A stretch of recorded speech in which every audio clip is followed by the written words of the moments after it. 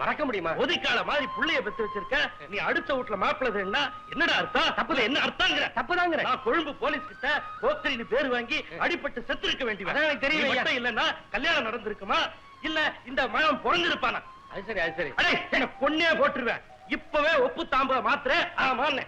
பூதலிங்கம் இன்னும் விளையாட்டு பிள்ளையாவே இருக்கேடா. விளையாட்டு கலாட்டின ஒரே வெட்ட வெட்டான். குடுறா குடுறா. டேய், எதுக்கு என் மகனை உன் பையன் பார்த்துட்டா பரவாயில்ல. நீ அதை பத்தி எல்லாம் பேச வேணாம். நான் கீழ்ச்ச கோட்டை என் மவன் தாண்ட மாட்டான். Good morning. Good morning. Good morning. Good morning mister Manmadhan. என்னடா கிண்டலா பண்ற? ஊர்வசி மேனகா திலோத்தமையோட ஊர்வலமாவே வர்ற.